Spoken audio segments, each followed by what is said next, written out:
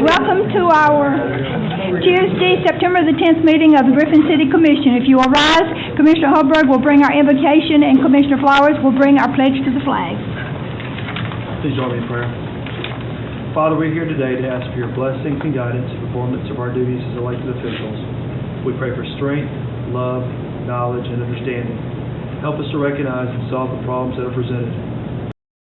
Make our solutions fair and just in the best interest of everyone. Help us to overcome our shortcomings and keep us united as a team to work for the betterment of the city and its people. We pray in your name. Amen. Amen. Please face the flag. I pledge allegiance to the flag of the United States of America and to the republic for which it stands, one nation under God, indivisible, with liberty and justice for all. Our first order of business tonight is to recognize Gregory Height with the Customer Service Department as the September 2013 Strongest Link Award recipient. Electric Director Bill Bosch will address our case steward. He's here. Good evening. This is a pretty big event for us. Not only do we get to congratulate Greg on his hard work, he was the last step of our AMI project, which is now complete. Here, I'm surprised he did not call Jack and ask for a block on his email and his phone for as many times as I called him for the last 2 months. For the 100 reports that I asked for the unreasonable demands that Tom and I placed on him over the last couple months. He was responsible for getting the bills out the door, which he does every day. But during this time, we were running parallel. We were doing 2 sets of billing. He was doing comparisons to the old way to the new way, and then getting the bills out the door to make sure that everything was correct at AMI. So I take great pleasure in taking Laura's nomination and announcing Gregory Height as August Strongest Link of the Month. Thank you, Greg. Come on up.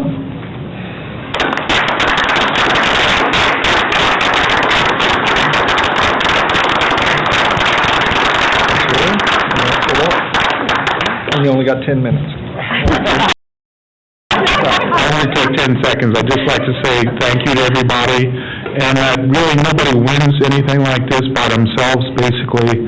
I'm thankful to all my partners in customer service, the meter readers, my partners in the electric department, and basically all the other city employees who helped greatly to achieve the goal of getting the bills out on time. Thank you very much, everybody. We thank you. Laura, you're not going to get your picture of face. You got to do the picture because after the comments they just made about my weight, I ain't getting in the camera. You put right in the camera. You get behind this. Yeah, turn around. We're going to take our picture. Here, this is yours. Where's mine? Yours is you. Okay. That's where I came. Where'd you get to help me?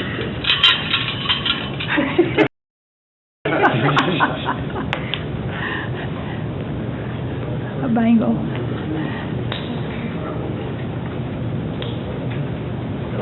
Thank you.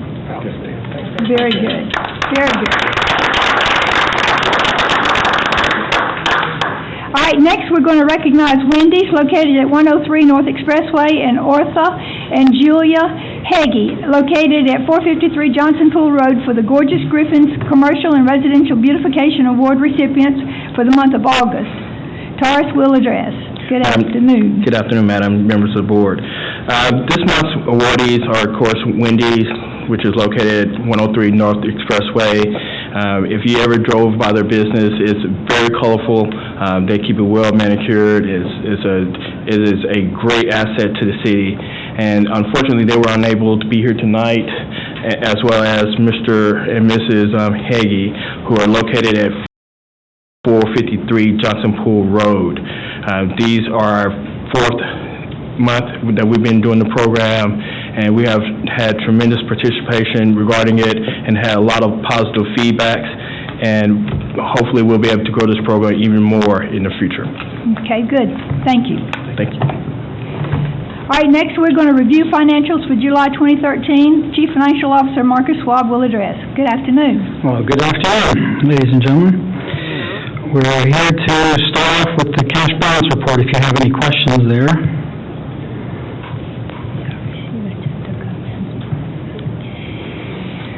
Any questions?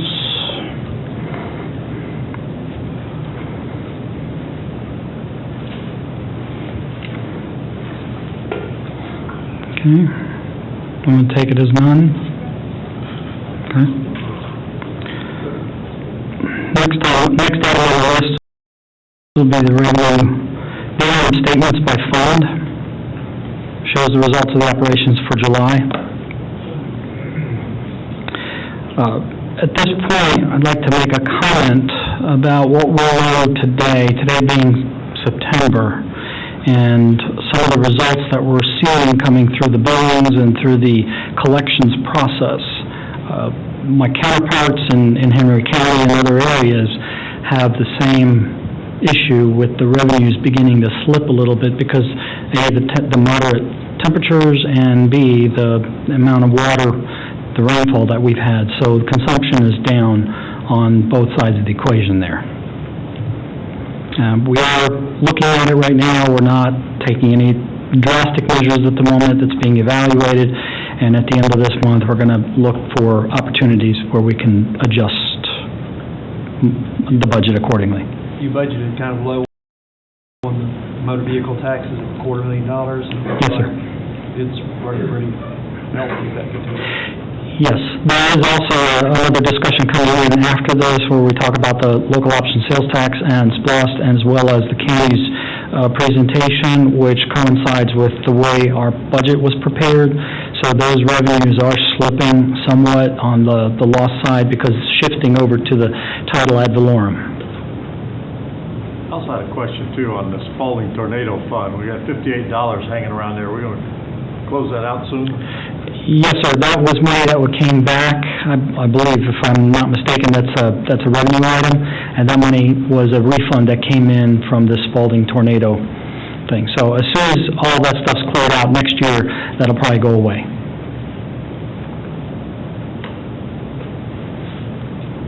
Okay. The next item will be the revenue detail report. We have a request from one of the board members to present the detail revenue line items, so we're bringing that back because we're not producing paper. We're able to provide a little bit more in the digital format. Thank you. Yes, sir.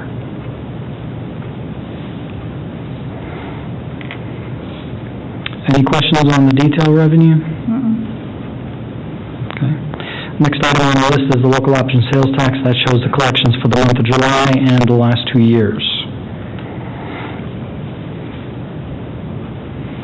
And, of course, we showed no collections for July for the SPLOST. And then there's the memo from the county addressed to the city manager advising us of the title ad valorem shift and the SPLOST shift. And, of course, there's the projected collections, which are revised for SPLOST, so we're going to adjust our projects.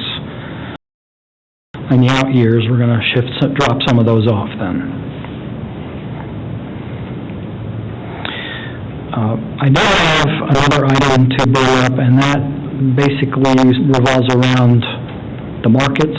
I know everybody has been aware of the potential Fed appointment with Larry Summers and some other parties at this point.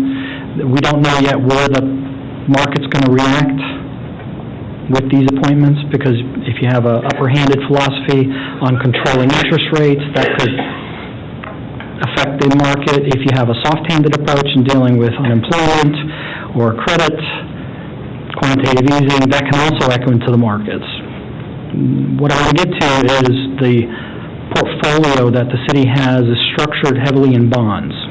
The reason for that is because the bonds are backed by taxing authority. In other words, cities and municipalities have the power to levy taxes to pay those bonds back. We have a very good position right now, and some of our bonds are the longer-term bonds that are out 20, 30 years, yielding anywhere between 5 and 8%. You can't get that. We can't get that type of return if we pull those bonds back, position them in cash short-term, until this whole Fed thing settles, and then reinvest, because we're only going to get 0.25% or less. There's an inverse relationship between rising interest rates and the perceived value of a bond. If interest rates rise, the value of the bond goes down. This is similar to a 401k. The difference being in a 401k, we deposit money into the account, $100, $50, whatever it is, over time. The portfolio is subject to the market. Market goes up, everybody's happy. The market goes down, no matter what you put into it, it's gone.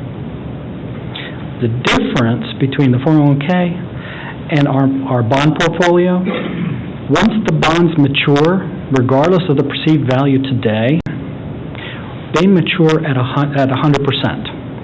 So, in other words, they're insured.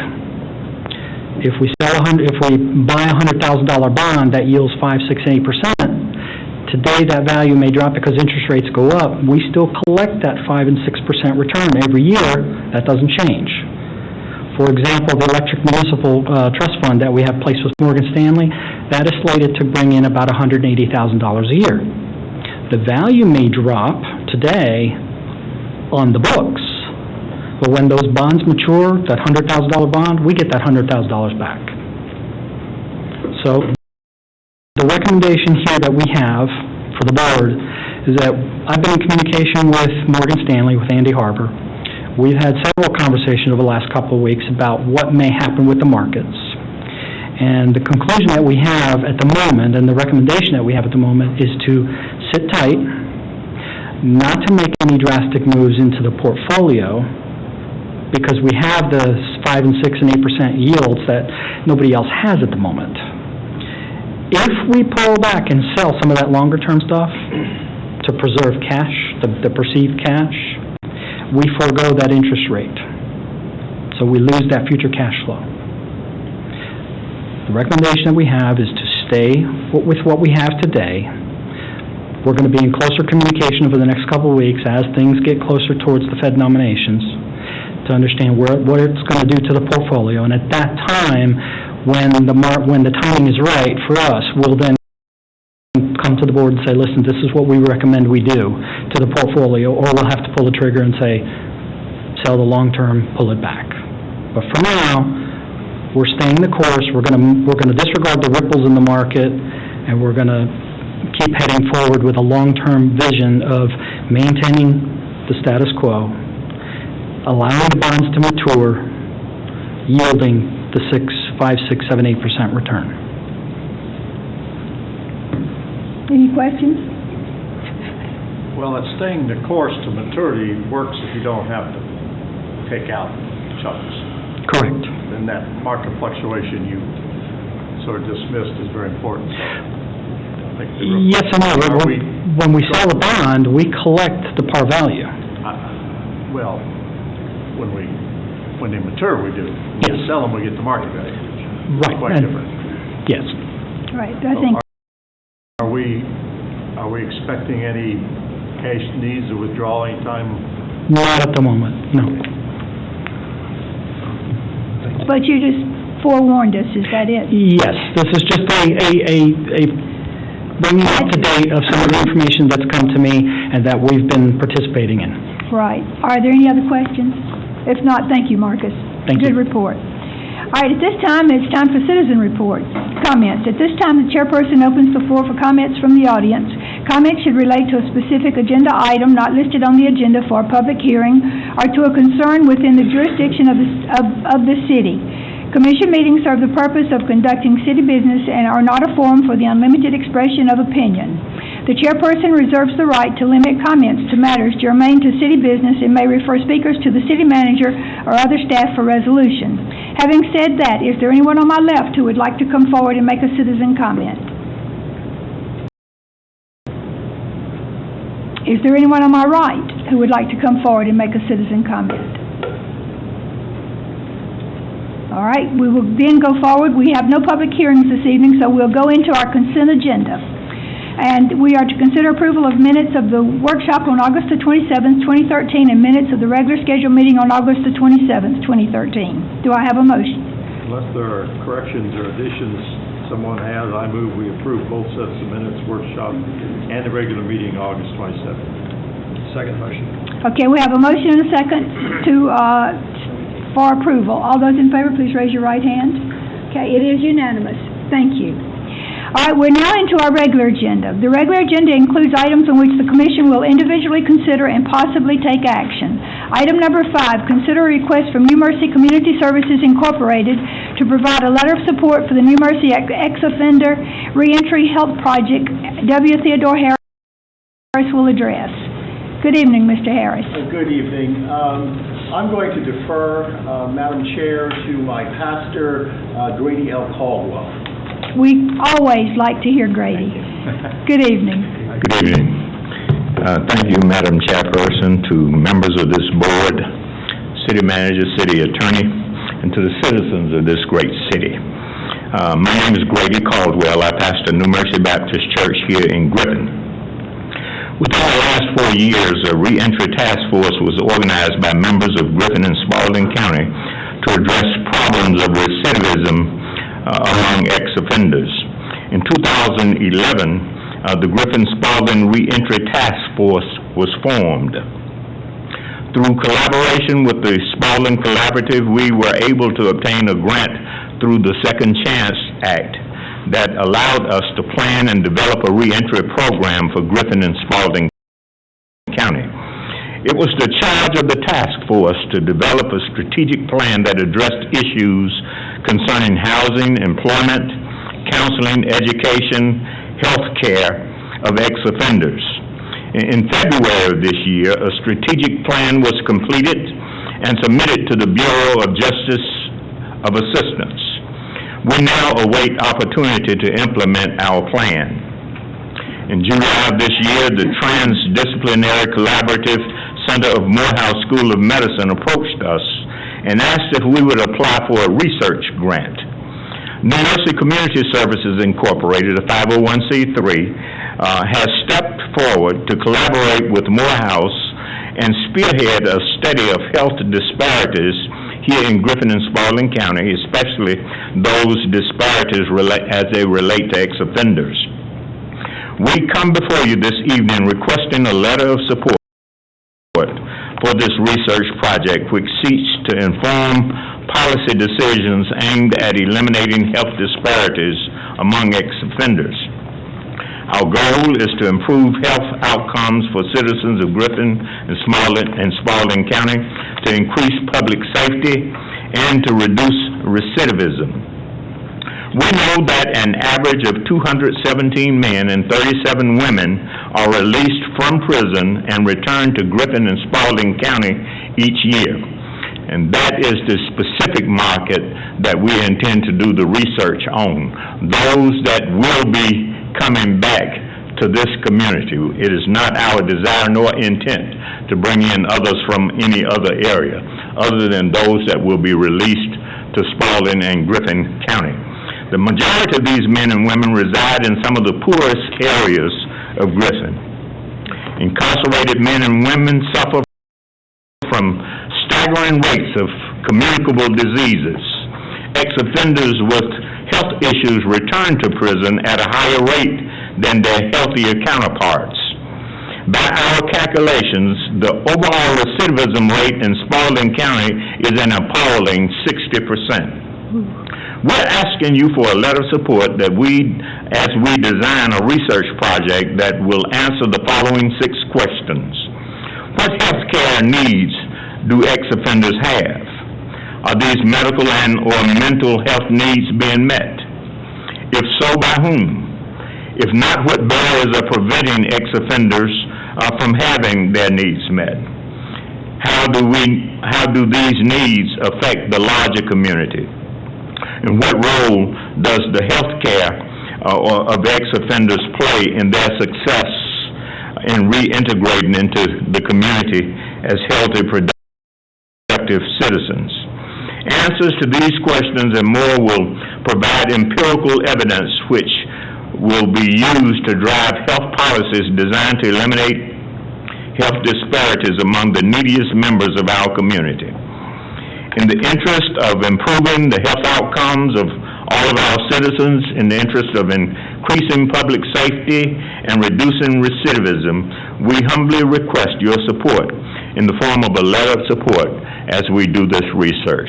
Thank you for allowing me the opportunity to come before you. We thank you, Reverend Caldwell. Do we have a motion to approve?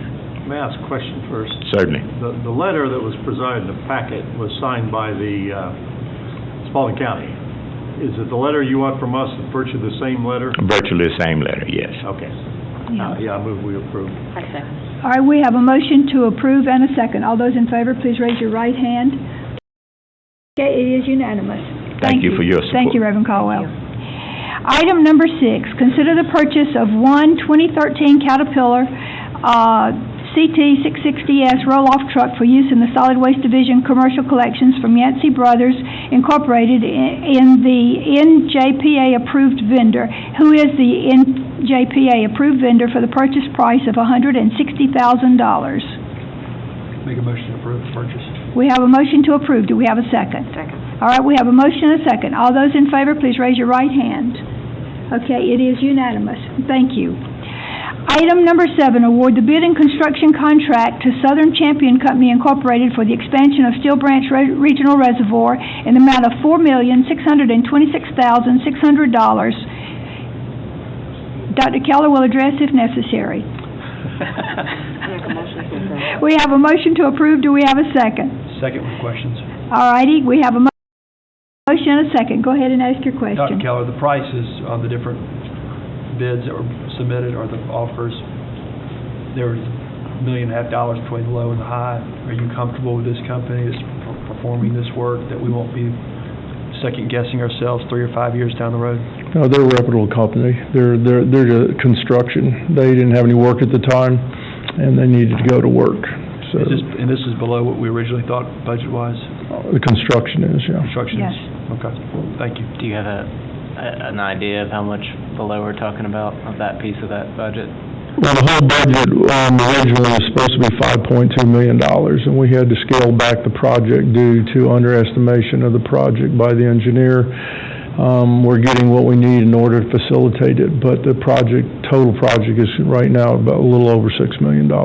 Yeah, I saw the $6,048,000 y'all put in there. I was just curious how much the 4.6 compared to that piece of the project, that piece of that total $6 million. That piece of the project came in after we pared down the size of the project. So it's kind of an offset going on. Yes, sir. There was some give and take on our part in order to get what we need to have done. Any other questions? Okay, we have a... One more question. Okay. Yes, sir.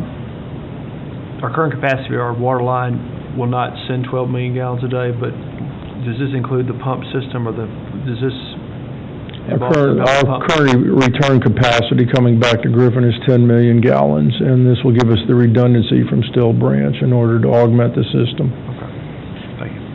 Okay, any other questions? All right, all in favor, please raise your right hand. Okay, it is unanimous. Thank you. Item number 7. Nope, we just did that, didn't we? Item number 8, consider task order from Form TOF from Paragon Consulting Group for the engineering and design of water and wastewater lines due to relocation of Carver Road for the GDOT project NH 00001-04 062 PI 332890 State Route 3 US 19 at State Route 16 in the amount of $31,400. Madam Chair, I move we approve. All right, we have a motion to approve. Do we have a second? Second. All right, we have a motion and a second. Any discussion? All in favor, please raise your right hand. Okay, it is unanimous. Thank you. Thank you. Item number 9, consider approval to purchase a new wire. Wait a minute, I've lost it here. Consider approval to purchase a new wire puller tensioner from Sole Source Sherman Riley in the amount of $83,300. Approve the cash transfer of $28,300 to electric operating cash account from scrap metal sales, electric capital improvement cash account, and amend the budget accordingly. Bill Bosch is here if he needs to address this. Madam Chair, I move we approve the purchase and the fund transfer. All right, we have a motion to approve. Do we have a second? Second. All right, we have a motion and a second. Any questions? Bill, the old one, are we gonna be scrapping that, or what happens to that? We're actually going to get $5,000 from the company that we're buying it from, and they're going to scrap it for us. Okay, thank you. All right, we have a motion and a second. All those in favor, please raise your right hand. Okay, it is unanimous. Thank you. Approve entering into a beta test agreement with Itron Incorporated to provide for the testing of in-home devices and new versions of AMI electrical meters. I move we approve. I have a question or two. Second. All right, we have a motion and a second, motion to approve and a second, and now we're ready for your question. Tell me a little bit more what we're testing the equipment. I couldn't quite figure it out. These are actually the in-home devices that I've been telling you about that will actually sit in your kitchen or on your counter. Give you the readouts? Is that what you're talking about? And How much you give you a use? readout, and give you KWH usage and also dollar usage. We'll set dual meters on those houses, and we'll be testing those devices and getting ready to roll those out in the future. And will these be a rental fee? If somebody wants this device to give them a current readout, they pay a little charge, or they buy them or rent them, or how are you gonna do that? Don't know yet. We want to take a look at the cost and then see what we can do for the customer. Okay. Right, and if we can make it like they will save this much knowing how much they're using and et cetera, that would be good. They'd probably buy into that. Okay, we have our motion and our second. All those in favor, please raise your right hand. Okay, it is unanimous. Thank you. Item number 11, consider approval of boundary line agreement and real property jointly owned by city and county formerly used as Shoal Creek Municipal Landfill. City Attorney Drew Wellen will address. Do we have a motion first to approve? So moved. Second? All right, we have a motion and second. Now, Drew. This is just a very small boundary line dispute that the Baileys bought the property adjoining the former Shoal Creek landfill that's now owned by the city and county. There was a problem between the survey and the deeds of their property from their chain of title with the city county chain of title. Jim Fortune handled this. Basically, the county was contacted, not the city initially, so they handled it at the county level, and he got together with me last month. We asked you to approve this agreement, and we'll get it signed and filed and put this to rest. We have the real boundary now, right? I hope so. I know. Boundaries are kind of scary sometimes, aren't they? All right, we have a motion and a second. All those in favor, please raise your right hand. Okay, it is unanimous. Thank you.